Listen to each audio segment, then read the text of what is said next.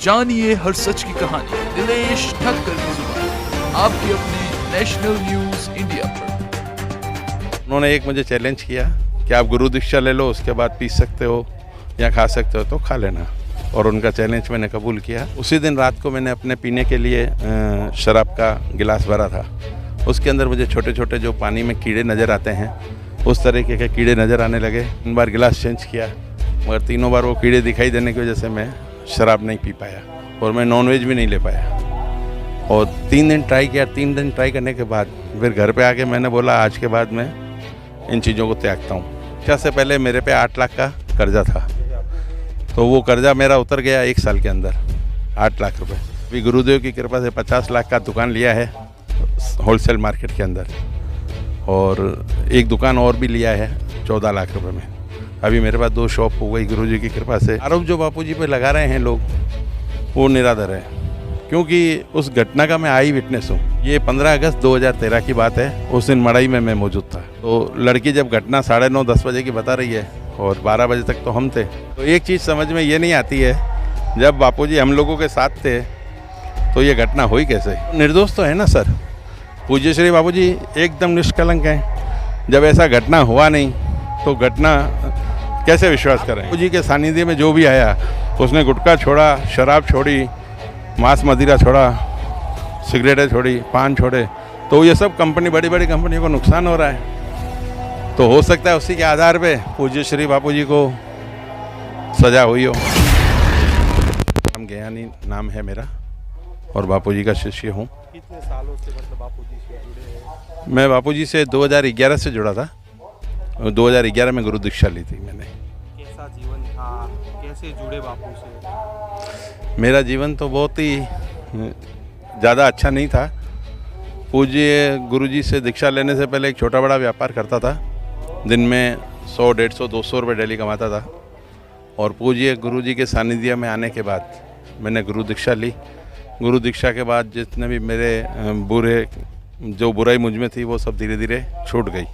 जैसे मैं ड्रिंक करता था, नॉनवेज खाता था, सिगरेट भी पीता था, ये सब जो थे मुझसे छूट गए।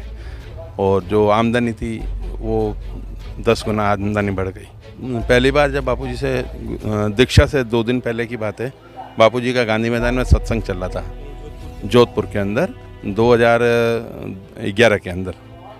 तो 11 मतलब जुलाई का या अगस्त का महीना था, तो इनका सत्संग चल रहा था। तो मैं जहाँ गांधी मैदान में सत्संग होता है, बाहर ही वाइन की शॉप थी, मैं वहीं बैठता था। तो वहाँ से मैं निकला तो अपने कार्य से कहीं जा रहा था, तो सामने वाली पार्टी ने कहा 1 घंटे लेट आएंगे।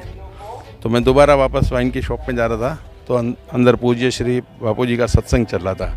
उनकी आवाज़ मेरे कानों में आई और मैं गांधी मैदान पांडाल के अंदर चला गया। पांडाल में जाने के बाद मैंने वहाँ देखा पूज्य श्री बापूजी को, और वहाँ के साधकों को देखा। बहुत भीड़ थी, कम से कम 4-5 हज़ार लोग थे। उनके बीच में मैंने पूज्य श्री बापूजी का सत्संग सुना। सत्संग मुझे बहुत अच्छा लगा। सत्संग अभी चल ही रहा था तो वहाँ मैं घूमने लगा, भाई स्टॉल वगैरह देखने लगा। तो वहाँ पे हमारे एक गुरु भाई मिले, नंदू मेठानी के नाम से हैं। तो वो दीक्षा के फार्म भर रहे थे। तो उन्होंने मुझे कहा कि नानक भाई कहाँ घूम रहा है। मैंने कहा आया था अंदर सत्संग देखने के लिए। तो उन्होंने कहा नानक भाई आपका कोई गुरु जी हैं? मैंने कहा मेरे गुरु जी नहीं हैं। तो बोले आप दीक्षा ले लो। मैंने उनको कहा मैं तो आपको पता है खाने पीने वाला आदमी हूँ, पूज्य श्री बापूजी से कैसे अपने गुरु बनाऊँ, बताओ आप। तो उन्होंने एक मुझे चैलेंज किया कि आप गुरु दीक्षा ले लो, उसके बाद पी सकते हो या खा सकते हो तो खा लेना, और उनका चैलेंज मैंने कबूल किया और गुरु दीक्षा का मैंने फार्म भरा। वो फार्म भरने के बाद दूसरे दिन सवेरे में 6 बजे आ गया था गांधी मैदान पे। मैंने देखा जैसे भाजी तरकारी लेते हैं आधे घंटे में मैं वापस अपने शॉप पे आ जाऊँगा, मगर गुरु दीक्षा मुझे 12:30 बजे मिली। 12, साढ़े 12 बजे, 12:30 बजे तक बैठ के मैं बहुत परेशान हो गया वहाँ पर, और ये लगा कि दीक्षा नहीं लेना चाहिए। और ऐसा मन में विचार करने के बाद 3 बार मैंने उठने की कोशिश की, मगर पब्लिक देख के मैं बैठ गया वहीं पर ही। फिर चौथी बार हिम्मत करके उठा, मैं बोला दीक्षा नहीं लेनी है। हज़ारों लोग बैठे हैं और जितने में पूज्य श्री बापूजी ने कहा आप अपनी माला निकालिए, और गुरु माला मैंने खड़े होकर बापूजी से दीक्षा लिया। इतने 1000 लोगों के बीच में सिर्फ मैं एक अकेला ही खड़ा था और मैं पूज्य श्री जी की नज़र मुझ पर पड़ी और मेरे जीवन का उद्धार हो गया। दादा काम जी सालों से मतलब व्यसन करते थे, शराब पीते थे, आपने बताया मांस मदिरा सब करते थे। दीक्षा लेने के बाद क्या फिर उसको छुआ, कभी शराब पिया, कभी मांस मदिरा की तरफ देखा। क्या हुआ? जिस दिन गुरु दीक्षा लिया था उसी दिन रात को मैंने अपने पीने के लिए शराब का गिलास भरा था। उसके अंदर मुझे छोटे छोटे जो पानी में कीड़े नज़र आते हैं उस तरीके के कीड़े नज़र आने लगे और 3 बार मैंने कोशिश की, 3 बार गिलास चेंज किया, मगर तीनों बार वो कीड़े दिखाई देने की वजह से मैं शराब नहीं पी पाया। और उसके बाद मैं 2 दिन के बाद नॉनवेज की दुकान पे गया, तो जिस वक्त जो गुरु दीक्षा का मेरे जहन में जो सीन बैठा हुआ था, दृश्य था उस समय का, वो दृश्य मेरे माइंड में वो लग रहा था दीवार पे दिख रहा है मुझे, और मैं नॉनवेज भी नहीं ले पाया। और 3 दिन ट्राई किया। 3 दिन ट्राई करने के बाद फिर घर पे आके मैंने बोला आज के बाद मैं इन चीज़ों को त्यागता हूँ, और वो दिन और आज का दिन ये चीज़ें मेरी सब छूट गई। परिवार वालों को आपने बोला कि आज के बाद त्याग करता हूँ, तो वो लोग भी आश्चर्य में होंगे, क्योंकि परिवार वाले भी समझाते होते हैं कि भाई मत पियो, ख़राब चीज़ है, लेकिन नहीं मानते। जी जी, वो घर से हमारी श्रीमती जी ने कहा ये क्या चमत्कार हुआ। मैंने कहा चमत्कार तो नहीं कह सकते, सब बापू जी की लीला है। और उनके बाद मैंने उस दिन से अपना नियम करना चालू किया। डेली की 21 माला करता था, तो जहाँ मेरे 2-3 कस्टमर थे जिनको मैं सब्जी सप्लाई करता था, वहाँ मेरे 2 दिन के बाद वो कस्टमर 5 की गिनती हो गई। फिर 10 दिन के बाद वो 10 हो गए। उसके बाद ऐसे करके जोधपुर के 37 होटल में मैं सप्लाई देने लगा और पैसा इतना बरसने लगा। और दीक्षा से पहले मेरे पे 8 लाख का कर्जा था, तो वो कर्जा मेरा उतर गया 1 साल के अंदर, 8 लाख रुपए। उसके बाद फिर पैसे इकट्ठे हुए, फिर मेरी बड़ी बच्ची की शादी की। उसके बाद फिर पैसे इकट्ठे हुए, फिर मैंने मकान लिया। फिर पैसे इकट्ठे हुए तो फिर बच्चे की शादी की। उनके बाद फिर जो मैं अपना नियम कर रहा हूँ, अभी गुरुदेव की कृपा से 50 लाख का दुकान लिया है होलसेल मार्केट के अंदर, और एक दुकान और भी लिया है 14 लाख रुपए में। अभी मेरे पास 2 शॉप हो गई गुरुजी की कृपा से, और सबसे छोटी वाली बच्ची थी, उनकी भी अभी 6 महीने पहले शादी की है। तो ये जो आरोप लग रहे हैं बापू के ऊपर, उसके बारे में क्या कहोगे? आरोप जो बापू जी पे लगा रहे हैं लोग, वो निराधार है, क्योंकि उस घटना का मैं आई विटनेस हूँ।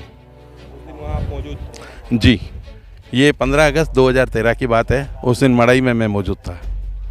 तो लड़की जब घटना 9:30-10 बजे की बता रही है, और 12 बजे तक तो हम थे। मतलब वहाँ बैठे थे, बापू आपके सामने थे? हाँ, तो आए करीब 7:30-8 बजे आए थे। आधा घंटा उन्होंने सत्संग दिया। फिर सुमेरपुर की लड़की थी समिति अध्यक्ष की, और एक साउंड तबके का लड़का आया हुआ था, पूना से था वो। उन दोनों का सगाई का कार्यक्रम हुआ। मंगनी हुई, जो हमारे सिंधी समाज में होती है, वो मंगनी हुई। और ये करीब 10 बजे से लेके 10:30 पौने 11 तक कार्यक्रम चला। फिर 11 बजे करीब थोड़ा बिजली आकाश में कड़की। बिजली कड़कने समय बापूजी ने कहा कि अब आप सब लोग बाहर जाइए, अपने अपने घर जाइए, आप लोगों को बहुत दूर जाना है। पूज्य श्री बापूजी गेट तक हम सबको, सब साधकों को विदा करने आए थे। उसमें काफ़ी लोग थे, करीब 70-80 लोग थे, जिसके अंदर टूर वाले थे 40-50 लोग, जैसे सुमेरपुर के, बाड़मेर के, पाली के, जोधपुर के, ऐसे करके 100-125 करीब लोग थे। और 100-125 लोगों के बीच में सब ने बापूजी को विदा किया। तो मैंने अपना बाइक उठाया तो मेरा बाइक पंचर था। तो बापूजी तो वापस जाने लगे कुटिया की तरफ। तो मैं गेट पे खड़ा होकर देख रहा था बापूजी को। तो पूज्य श्री बापूजी ने कहा वापस आए लौट के, बोले यहाँ क्या कर रहा है? तो मैंने कहा बापूजी मेरी गाड़ी पंचर हो गई।